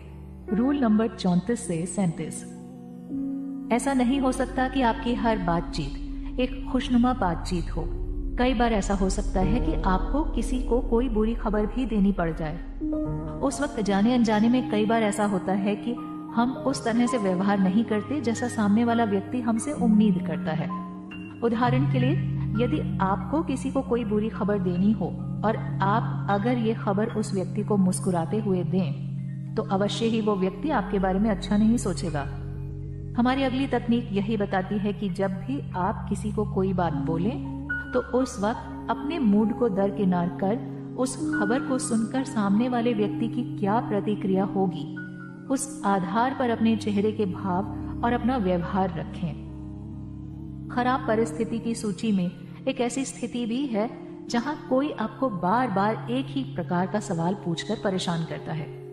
ये सवाल ऐसा होता है जिसका आप जवाब देना नहीं चाहते। तो क्या कोई ऐसी तकनीक है जिससे आप इन सवालों का जवाब देने से बच सकें? ये एक सामान्य सी तकनीक है जिसका इस्तेमाल करने के लिए आपको बस इतना करना है कि जब भी कोई व्यक्ति आपसे ऐसा सवाल पूछे, तो आप उस व्यक्ति को कोई अनिश्चित सा जवाब दें। जब वो व्यक्ति एक स्पष्ट जवाब के लिए फिर से आपसे सवाल पूछे, तो आप वही जवाब दोबारा दोहराएं। आपने राजनेताओं और बड़े बड़े सेलिब्रिटीज को ऐसे कई विवादास्पद सवालों के जवाब देते सुना होगा। इस तरह वो सामने वाले व्यक्ति को भी चुप करा देते हैं। अब बात करते हैं हमारी अगली तकनीक की। आप अपने पसंदीदा अभिनेता या अभिनेत्री के बारे में सोचिए। अब ये उम्मीद कीजिए कि वो सेलिब्रिटी आपके सामने खड़ा है। तब आप उनसे क्या बात करेंगे? आप जरूर नर्वस हो जाएंगे, लेकिन एक ऐसी तकनीक भी है जिससे आप ये सीख सकते हैं कि जब कभी भी आप किसी सेलिब्रिटी से मिले तो उनसे कैसे बेहतरीन तरीके से बात करें। इस तकनीक में एक साधारण सा नियम शामिल है कि जब भी आप किसी प्रसिद्ध हस्ती से मिलें तो बार बार उनके काम की प्रशंसा ना करें, क्योंकि ये एक ऐसी चीज है जिसको सुनने के वो आदी हो चुके हैं। आप बस उतना कहिए कि आप उन्हें देखकर अच्छा महसूस कर रहे हैं। अगर आपको उनके काम की तारीफ ही करनी है तो उनके नवीनतम काम के बारे में बताएं, ना कि उनके पुराने काम के बारे में जो उनके दिमाग में काफी धुंधला हो चुका हो। इसके बाद एक और तकनीक है जो केवल एक छोटी सी सलाह है जो आपको हर वक्त याद रखनी है। हम जब भी किसी को थैंक यू बोलते हैं तो हम केवल थैंक यू ही बोलते हैं, लेकिन कभी भी सिर्फ थैंक यू ना बोलकर इसके साथ जिस कार्य के लिए आप उनको शुक्रिया कहना चाहते हैं उसको भी जोड़ दें। उदाहरण के लिए, जैसे मेरी मदद करने के लिए आपका शुक्रिया। इससे सामने वाले व्यक्ति को ऐसा एहसास होता है कि आप उनकी मदद को स्वीकार कर रहे हैं और उनके वास्तव में शुक्रगुजार हैं। एक मॉडर्न व्यक्ति के तौर पर खुद को कैसे निखारें? रूल नंबर 38 से 42। आपने कई बार ऐसे लोगों को देखा होगा जो हर तरह के लोगों के साथ घुल मिल जाते हैं। उन लोगों को बहुत ज्यादा जानकारी होती है और वो आसानी से हर समूह का केंद्र बन जाते हैं। आप सोचते होंगे कि इन लोगों में ऐसा क्या है जो हर चीज की जानकारी रख लेते हैं। ऐसे लोगों को मॉडर्न कहा जाता है। मॉडर्न व्यक्ति का अर्थ वो लोग नहीं होते जो नए और ब्रांडेड कपड़े पहनते हों, बल्कि ये ऐसे लोग होते हैं जो अपने आसपास चल रही चीजों को लेकर बहुत जागरूक होते हैं। हमारी ये तकनीक आपको सिखाएगी कि कैसे आप भी एक मॉडर्न व्यक्ति बन सकते हैं। महीने में एक बार आप अपने आप पर गौर कीजिए और कुछ ऐसा कीजिए जो आपने कभी सोचा भी ना हो। उदाहरण के लिए, जैसे किसी नए खेल में हिस्सा लीजिए, किसी नई चीज पर लोगों को भाषण दीजिए, क्योंकि इन्हीं चीजों से मिलने वाला अनुभव आपको एक मॉडर्न व्यक्ति बनाएगा। मॉडर्न व्यक्ति की दूसरी खास बात यह होती है कि उसे कई चीजों की जानकारी होती है। हमें लगता है कि यह जानकारी उन्हें किताबें पढ़कर मिली है, जबकि वास्तविकता ये होती है कि यह जानकारी उन्होंने अपने अनुभवों से हासिल की होती है। इन जानकारियों में सबसे महत्वपूर्ण है अलग अलग प्रकार के व्यवसाय और नौकरियों के बारे में पता होना। इसलिए जब भी कोई व्यक्ति आपको अपनी नई नौकरी के बारे में बताए तो आपको उस बारे में जानकारी हो। इससे ऐसा होगा कि उस व्यक्ति को ये लगेगा कि आप उस क्षेत्र का अनुभव रखते हैं। इससे आपकी उस व्यक्ति से नजदीकियां भी बढ़ जाएंगी। अब आप सोच रहे होंगे कि भला हम उनकी नौकरी के बारे में ज्यादा क्या बात कर सकते हैं। तो यहाँ काम आएगी हमारी 40वीं तकनीक, जो ये कहती है कि आपको हर मुख्य व्यवसाय में चल रहे मुद्दों के बारे में जानकारी रखनी चाहिए। जब भी आपको उस व्यवसाय से जुड़ा कोई व्यक्ति मिले तो उस मुद्दे पर आपको उनसे बात करनी चाहिए। इससे उनको एहसास होगा कि आप उनके काम के बारे में जानकारी रखते हैं और तब आप उनके सामने एक बुद्धिमान व्यक्ति के तौर पर उभर कर आएंगे। एक मॉडर्न व्यक्ति की तरह नजर आने के लिए जो अगली सलाह हम देने जा रहे हैं वो ये है कि आपको सामने वाले की जिंदगी के बारे में थोड़ा बहुत पता होना चाहिए। अगर आप उस व्यक्ति को प्रभावित करना चाहते हैं तो आपको इस बात की जानकारी रखनी चाहिए कि वो अपनी जिंदगी में क्या कर रहे हैं। हमारी अगली तकनीक यही सिखाती है कि आप जिस भी व्यक्ति से मिल रहे हो तो आपको उसके बारे में ये पता होना चाहिए कि वो किस विशेष खेल में रुचि रखते हैं या उनकी किस विशेष विचारधारा में रुचि है। अब आप जब भी उनसे बात करें तो इन चीजों को मुद्दा बनाएं। इससे वो व्यक्ति आपसे बात करने में बेहद दिलचस्पी लेगा। इसके बाद जो सलाह आती है वो मॉडर्न व्यक्ति बनने के लिए हमारी आखिरी सलाह है। हम में से अधिकतर लोग विदेश घूमने की इच्छा रखते हैं। वहीं हम में से कई लोग ऐसे भी हैं जो विदेश जाने की बात से ही घबरा जाते हैं। हम ये सोचते हैं कि उन देशों में जाकर हम कैसे वहां के लोगों से बात कर पाएंगे। हमारी अगली तकनीक आपको यही सिखाएगी कि कैसे विदेश जाकर वहां के लोगों से ऐसी बातचीत कर सकते हैं जिससे कि वो लोग आपसे प्रभावित हो जाएं। आप जब भी विदेश जाएं तो सबसे पहली बात ये पता करें कि उस देश के लोग किस चीज को अच्छा मानते हैं और किसे बुरा। हर देश के अपने अपने रीति रिवाज होते हैं। आप उन रिवाजों के बारे में जानें और देखें कि कौन सी बातें वहां के लोगों को अच्छी लग सकती हैं। वहां के लोग एक दूसरे को शुक्रिया कैसे कहते हैं और गिफ्ट में क्या देते हैं। अगर आप इन चीजों के बारे में जान लेंगे तो उस देश के लोग भी यह जानकर हैरान होंगे कि कैसे एक दूसरे देश से आया व्यक्ति उनकी संस्कृति के बारे में इतना कुछ जानता है। अपने मन की बात कैसे बताएं। रूल नंबर 48 से 51। ऐसा कई बार हुआ होगा जब आप किसी से कोई बात करना चाहते हैं लेकिन वो बात आप ठीक तरीके से सामने वाले व्यक्ति को समझा नहीं पाते। कई बार ऐसा भी होता होगा जब सामने वाला व्यक्ति आपको गलत समझ बैठे। इस स्थिति में हमारी अगली तकनीक आपको सिखाएगी कि कैसे आप अपने मन की बात सामने वाले व्यक्ति को बता सकते हैं। इस तकनीक का इस्तेमाल करने के लिए आपको सबसे पहले सामने वाले व्यक्ति के हाव भाव देखने होंगे। कुछ लोगों को देखकर चीजें समझने की आदत होती है, तो वहीं कई लोग ऐसे होते हैं जिनको सुनकर चीजें समझने की आदत होती है। इसलिए सबसे पहले आपको ये पता करना है कि जिस व्यक्ति से आप बात कर रहे हैं उस व्यक्ति की चीजों को समझने की प्रक्रिया क्या है और फिर उसी के अनुसार आप अपनी बातें उनसे कहें। अपने मन की बात बताने के बाद आप सामने वाले व्यक्ति का भरोसा काफी हद तक जीत सकते हैं। लेकिन इसे और प्रभावशाली बनाने के लिए आपको हमारी अगली तकनीक काम आएगी। इसके लिए आपको बस इतना करना है कि जब भी आप किसी व्यक्ति से बात करें तो मैं या तुम जैसे शब्दों की जगह हम या हमारा जैसे शब्दों का इस्तेमाल करें। इससे सामने वाले व्यक्ति को आपके नजदीक होने का आभास होगा। इन दोनों तकनीकों को इस्तेमाल करने के बाद अब बारी आती है हमारी 50वीं तकनीक को आजमाने की। इस तकनीक के इस्तेमाल से आप सामने वाले व्यक्ति के एकदम करीब आ सकते हैं। आपको केवल इतना करना है कि आपको उस व्यक्ति के साथ बिताए अपने किसी खास क्षण को याद करना है। जब भी आप उस व्यक्ति से कुछ वक्त के लिए मिलें तो ये कोशिश कीजिए कि उस व्यक्ति के साथ आप कुछ ऐसा कर पाएं जो आप दोनों के लिए एक अच्छी याद बन जाए। भले ही आप उनके साथ छोटा सा मजाक करें, लेकिन जब अगली बार आप उनसे मिलेंगे तो आप दोनों उन अच्छी यादों को याद करें। इससे वो आपके काफी करीब महसूस करेंगे। अपनी मन की बातें करते वक्त कई बार ऐसा भी हो जाता है कि आपको किसी की तारीफ करनी है, लेकिन ऐसा भी होता है कि आप तारीफ करते हैं लेकिन सामने वाले व्यक्ति को लगता है कि आप शायद उनकी झूठी तारीफ कर रहे हैं। इसीलिए जरूरी हो जाता है कि हम एक तकनीक ऐसी बताएं जिससे कि आप ये सीख सकें कि किसी व्यक्ति की तारीफ कैसे करनी होती है। तो ये काम वास्तव में आप नहीं, उस व्यक्ति का कोई दोस्त करेगा। जिस व्यक्ति की आपको तारीफ करनी है, आप बस उनके किसी दोस्त के सामने उस व्यक्ति की तारीफ कर दीजिए। वो दोस्त अपने ही आप उस व्यक्ति को आपके द्वारा की गई तारीफ के बारे में उन्हें बता देगा। इससे ये होगा कि उस व्यक्ति को आप ऐसे व्यक्ति नहीं लगेंगे जो केवल मुंह पर झूठी तारीफें करते हैं, बल्कि आप ऐसे व्यक्ति के तौर पर उभर कर आएंगे जो लोगों के पीठ पीछे भी उनकी तारीफें ही करते हैं। रूल नंबर 52 से 57। आपने अक्सर ऐसे लोगों को देखा होगा जो हर वक्त बस दूसरों की बुराइयां करने में लगे रहते हैं। हमारी अगली 52वीं तकनीक यही कहती है कि आपको लोगों की बुराइयां नहीं बल्कि हर जगह उनकी तारीफें करनी चाहिए। इससे आप एक सकारात्मक व्यक्ति की तरह नजर आएंगे, जिससे लोगों का आप पर भरोसा भी मजबूत होगा। अच्छी बातें करने वाले व्यक्ति का एक और नियम जो हमारी 53वीं तकनीक भी है, वो ये है कि आपको किसी भी व्यक्ति की तुलनात्मक तारीफ नहीं करनी चाहिए।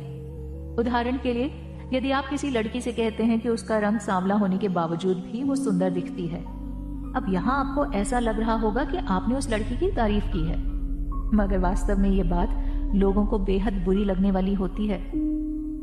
इसीलिए आपको इस प्रकार की तुलनात्मक तारीफें करने से बचना चाहिए। अब तक हम खुलकर तारीफें करने के बारे में 2 तकनीकें सीख चुके हैं। अब बारी आती है उस तकनीक की जो आपको सिखाएगी कि बातों ही बातों में किसी की तारीफ कैसे कर सकते हैं। इसके लिए आपको सामने वाले व्यक्ति की तारीफ सामान्य तौर पर बातें करते दौरान करनी चाहिए। इससे उस व्यक्ति को आपकी तारीफ समझ में भी आ जाएगी और वो आपसे इस बात के लिए प्रभावित भी हो जाएगा। इन तारीफों के बाद अब बारी आती है किसी व्यक्ति की ऐसी तारीफ करने की जिससे उसका आपसे प्रभावित होना तय है। इसके लिए आपको उस व्यक्ति की खास योग्यता या गुण का पता लगाना है, और आप जब भी बात कर रहे हो तो बीच में ही उनकी इस विशेषता को उनके सामने लाएं और उनको इसके लिए प्रोत्साहित करें। ये तरीका आपको एक ही बार में उस व्यक्ति के करीब ले आएगा। सामने वाले व्यक्ति को प्रभावित करने के लिए जरूरी नहीं है कि आप हर बार उस व्यक्ति की तारीफों के पुल बांधें। कुछ बातें छोटी होती हैं, लेकिन उन बातों से लोगों को आसानी से प्रभावित किया जा सकता है।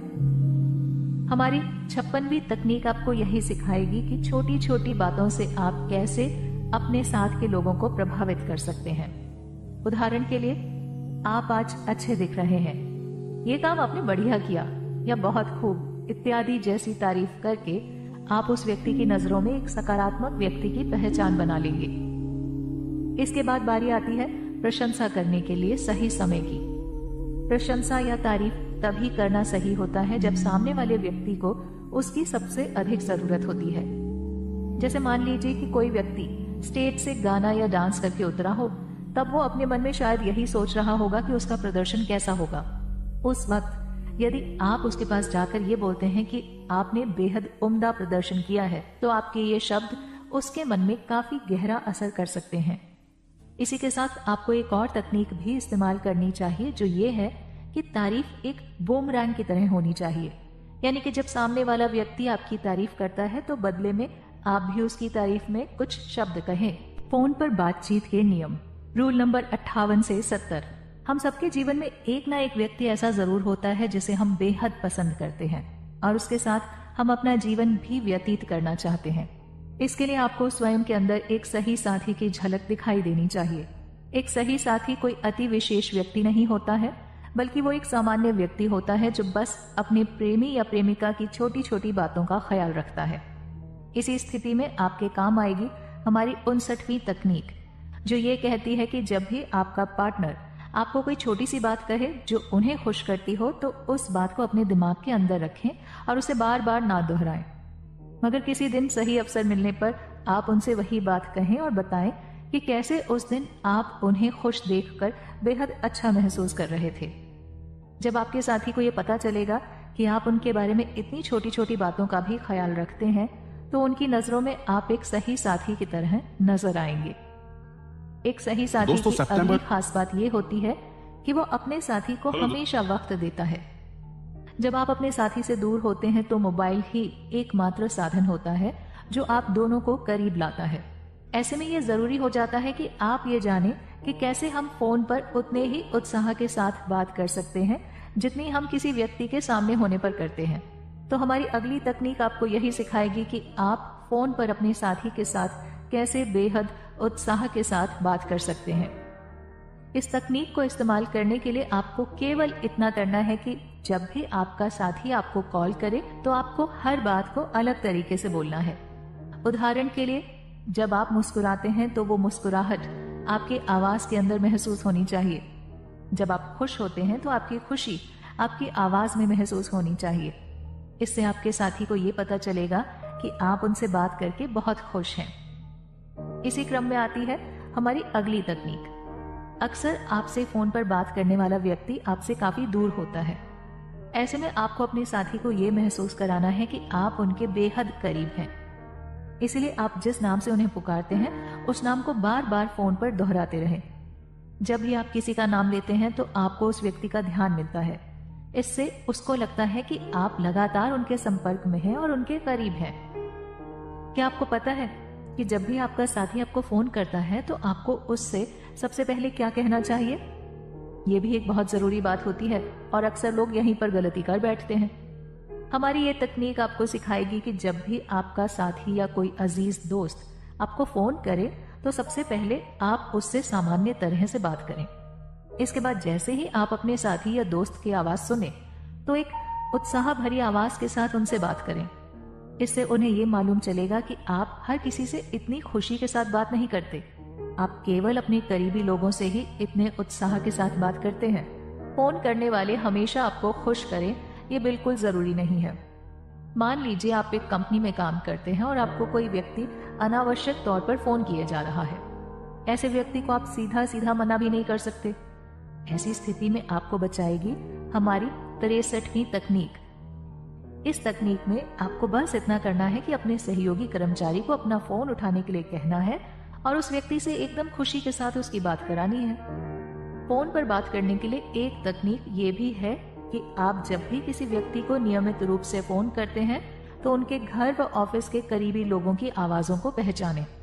इसके बाद जब भी उस व्यक्ति के करीबी लोग उनकी जगह पर फोन उठाएं तो आप उनसे भी थोड़ी देर के लिए बातचीत करें। इससे आप उन लोगों के साथ भी अपनी जान पहचान गहरी कर पाएंगे और आपका काम जल्दी होने के आसार भी बढ़ जाएंगे।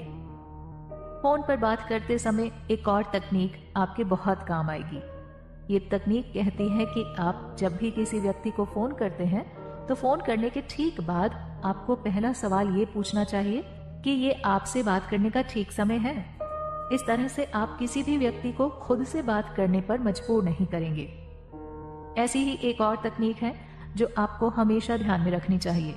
वो तकनीक है कि जब भी आप किसी व्यक्ति से बात कर रहे हो और उसी दौरान आपको उनके पीछे से किसी चीज की आवाज आए, जैसे किसी व्यक्ति द्वारा उन्हें बुलाने की, कुत्ते की भौंकने की या किसी बच्चे के रोने की, तो आप तुरंत उनसे पूछें कि क्या वो अभी व्यस्त हैं। इससे यदि वो व्यक्ति व्यस्त होगा भी तब भी आप उसको एक बेहद ही सहज व्यक्ति के तौर पर नजर आएंगे।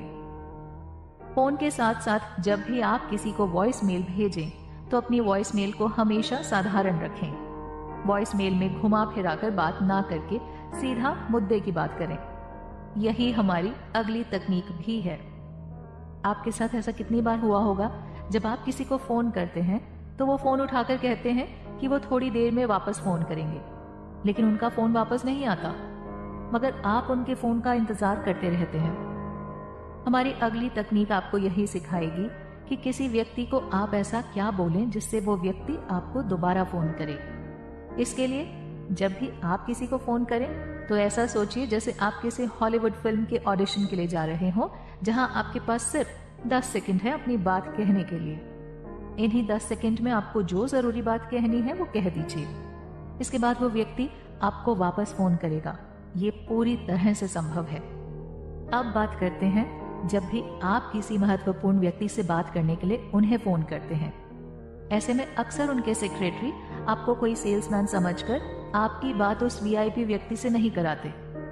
हमारी अगली तकनीक में हम आपको ये सिखाएंगे कि कैसे आप वीआईपी व्यक्ति के सेक्रेटरी से ऐसी बातें करें जिनसे उनको लगे कि आप उस वीआईपी व्यक्ति के अच्छे दोस्त हैं। इसके लिए आपको ये करना है कि जब भी आप ऐसे वीआईपी व्यक्ति को फोन करें और उनके सेक्रेटरी फोन उठाए तो आपको बस ये कहना है कि हेलो मिस्टर, मैं फलां व्यक्ति बोल रहा हूँ। इसमें आप अपना नाम लेंगे और उसके बाद आप कहेंगे कि क्या वो वीआईपी व्यक्ति का नाम जिससे आप बात करना चाहते हैं अभी अंदर है।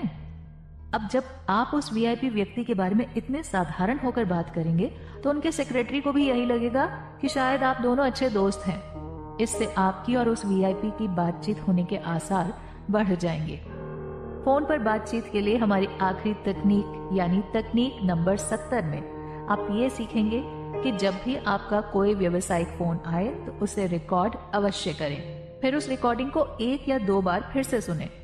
इससे आपको खुद पता चलेगा कि आपकी कौन सी बातें आपके सहायक व्यापारियों को असहज कर सकती है।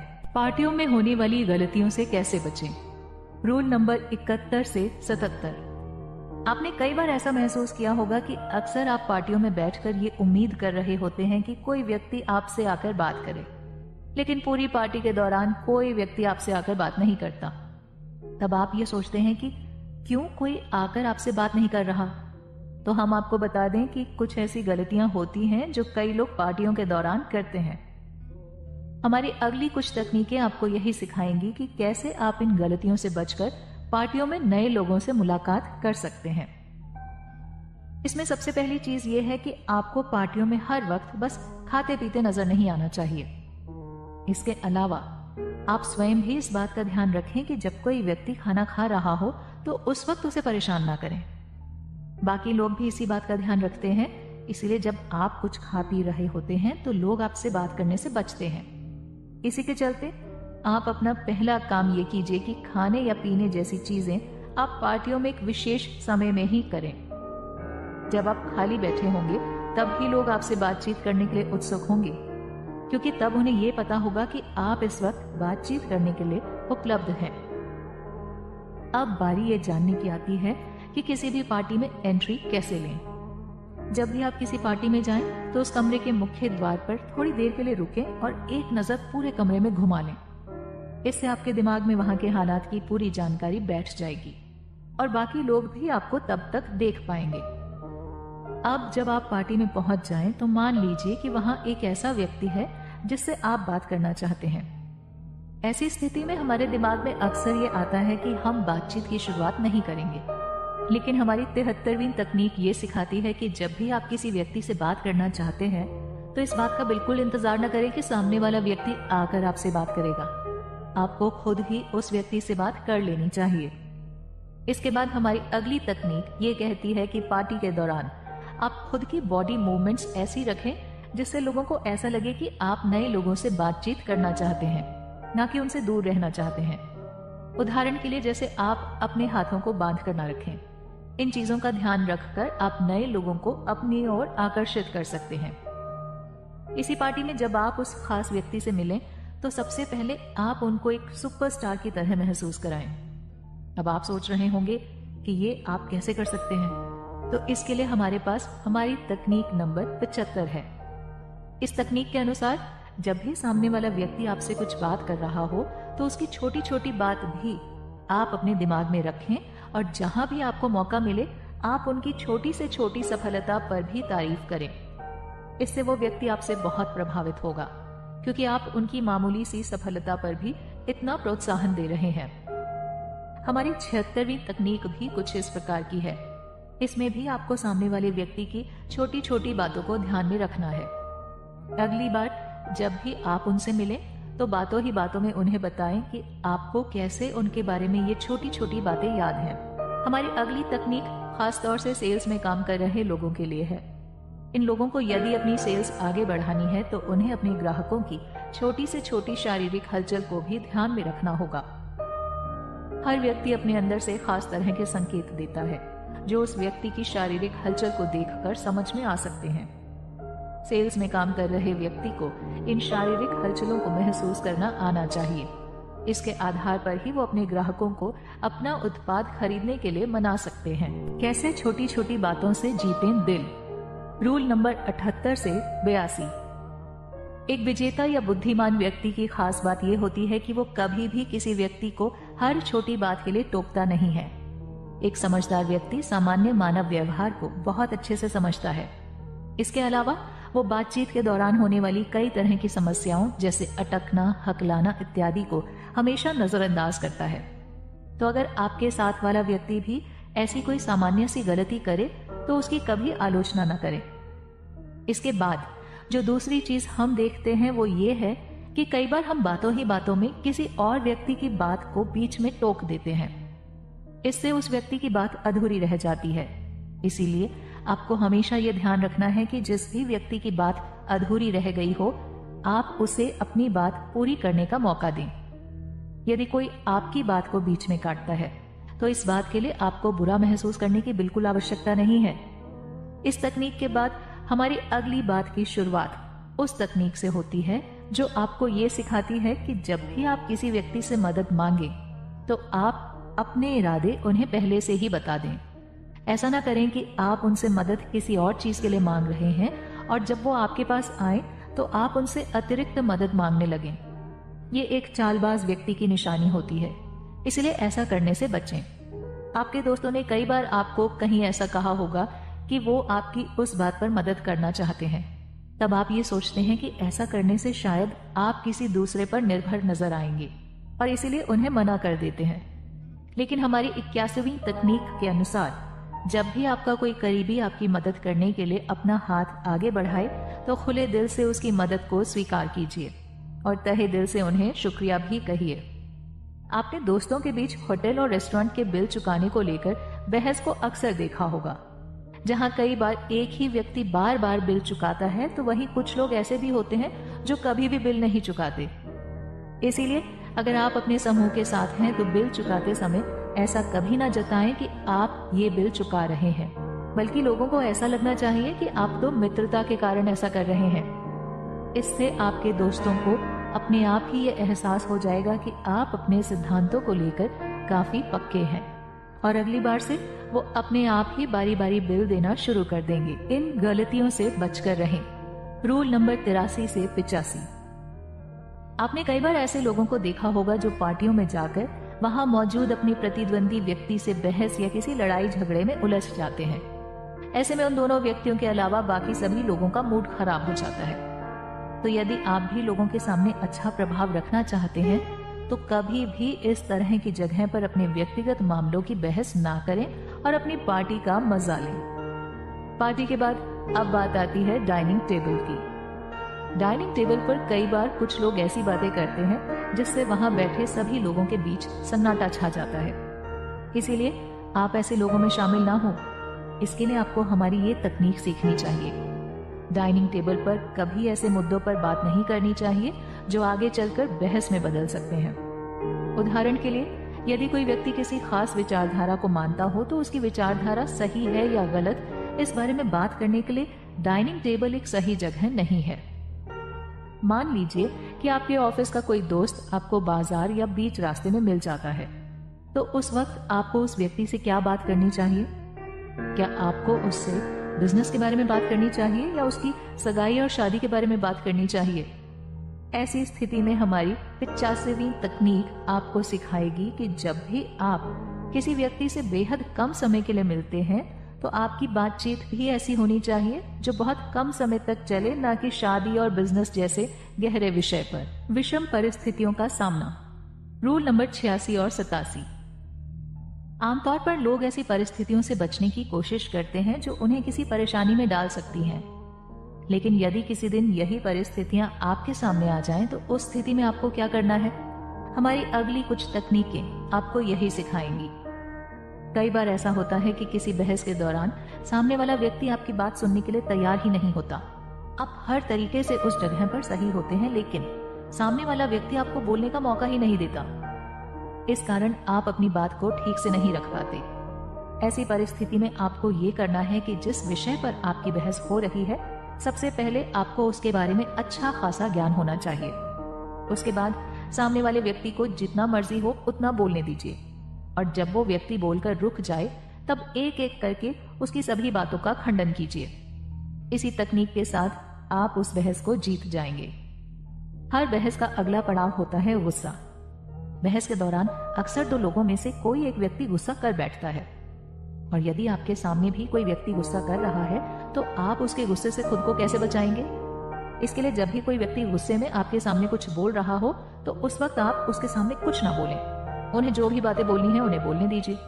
फिर जैसे ही वो चुप हो जाएं तब आप एक एक करके अपनी बात बतानी शुरू करें।